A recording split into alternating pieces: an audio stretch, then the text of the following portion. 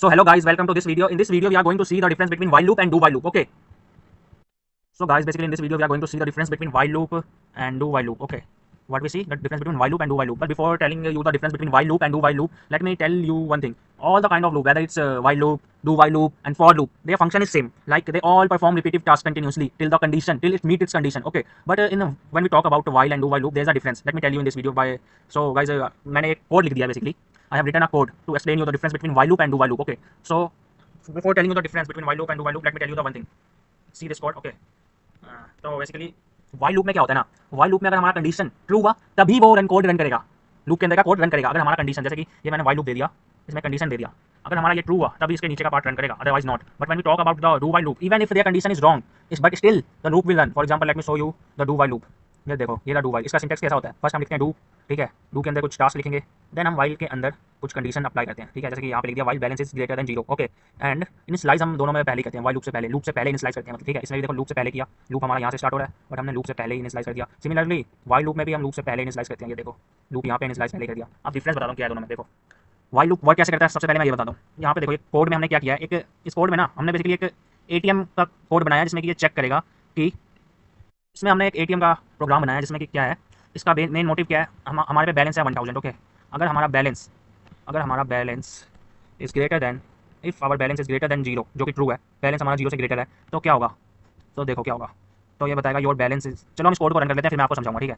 देखो ये कह रहा है welcome to ATM, your balance is 1000, enter amount to withdraw 0 to exist. ये देखो यहाँ पे मैंने क्या किया है, वाइल एक लूप क्रिएट किया है वाइल नाम का, इसमें कंडीशन दे दिया if balance is greater than 0, जो कि है। यहाँ पे हमने एक वेरिएबल डिक्लेयर किया इंटीजर टाइप का, int balance is equal to 1000, okay. So basically जो हमारा कंडीशन है वो डेफिनेटली 100% ट्रू है, क्योंकि बैलेंस इज ग्रेटर देन 0 है, क्योंकि बैलेंस 1000 है, जो 1000 होता है वो 100, वो 0 से ग्रेटर होता है, ठीक है। तो if while balance is greater than 0 then क्या होगा, cout, then it's so output your balance, then I put balance, your balance is equal to balance which is 100। तो यहाँ पे देखो ये आ गया योर बैलेंस, आउटपुट में आ गया your balance is equal to 100, ठीक है। फिर उसके बाद आउटपुट होएगा enter amount to withdraw 0 to exist, जैसा कि आउटपुट में हो गया enter amount to withdraw 0 to exit, okay. Then what will happen, then हम ये टेक इनपुट फ्रॉम यूजर, क्योंकि हमने यहाँ पे सीन दे दिया विड्रॉ, तो ये हम यूजर से इनपुट लेगा। तो फिर जैसे कि मैं लिखता हूँ यहाँ पे, ये पूछ रहा है एंटर अमाउंट टू विड्रॉ, जैसे कि मैंने लिखा 500, अब मैंने यहाँ पे लिखा 500, तो फिर क्या होगा ना, इस कोड नीचे आएगा if withdraw is equal to 0, अगर विड्रॉ का अमाउंट जो हमने लिखा है अगर वो 0 होगा तो फिर cout is equal to exit ATM, okay, ATM exit हो जाएगा, जैसा कि हमने लिखा enter amount to withdraw 0 to exit। अगर if withdraw is equal to 0 then it will show this output, okay, and then we use break। मतलब कि break मतलब क्या होता है ना, जैसे ही हमने 0 लिखा ये आउटपुट शोएगा, ये आउटपुट शोने के बाद इसके नीचे कुछ जाएगा नहीं, इसके नीचे का जो भी कोड है यहाँ जाएगा नहीं, यहीं सीधा ब्रेक हो जाएगा और कोड हमारा एंड हो जाएगा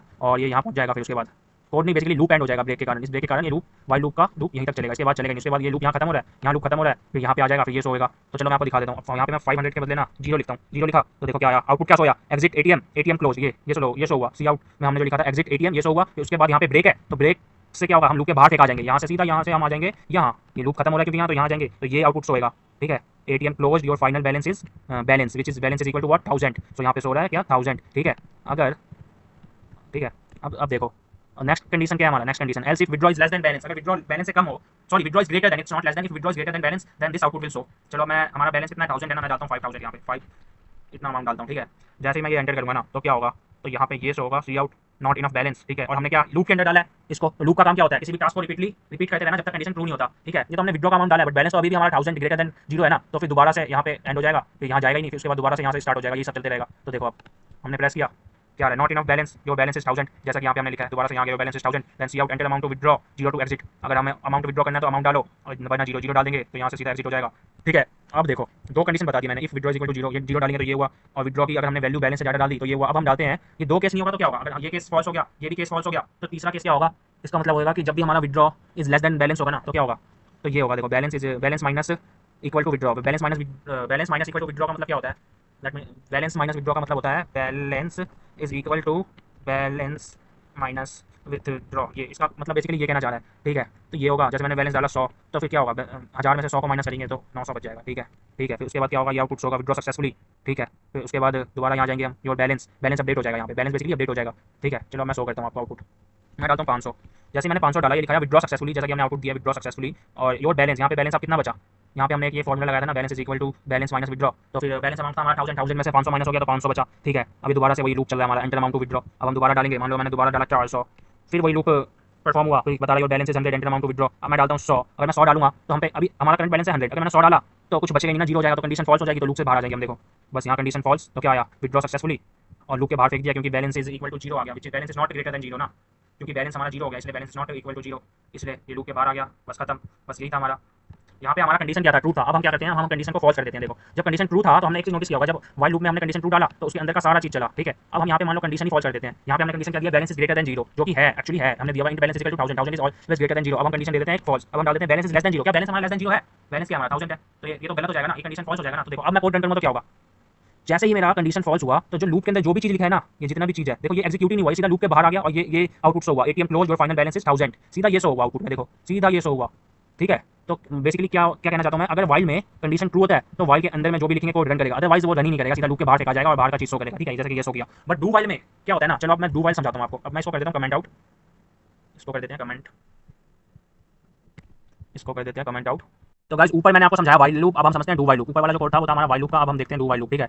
डू वाइल लूप का देखो मैंने कोड लिख दिया सिमिलरली। डू वाइल लूप का सिंटैक्स क्या होता है ना, पहले हम लिखते हैं डू, ठीक है। डू के अंदर जो भी हम लिखेंगे वो परफॉर्म होगा, एटलीस्ट वन टाइम तो परफॉर्म होता है। डू लूप में क्या होता है ना, एक टाइम तो परफॉर्म हो गई, बट हमारा वाइल लूप में क्या होता है, अगर हमारा कंडीशन फॉल्स हुआ तो एक बार भी जो भी हमने लूप के अंदर लिखा होगा वो रन ही नहीं करेगा। बट डू वाइल में अगर हमारा कंडीशन फॉल्स भी है ना, तो एक बार तो जो भी हम डू में लिखेंगे ना, एक बार तो रन करेगा, एक बार बस एक बार, उसके बाद नहीं। और इसका सिंटैक्स क्या होता है, पहले हम डू लिखते हैं और उसके अंदर कुछ भी कोड लिख दिया, उसके बाद हम वाइल लिखते हैं और वाइल के अंदर हम कंडीशन देते हैं और लास्ट में हमें सेमीकोलन लगाना होता है, ये सेमीकोलन, ठीक है।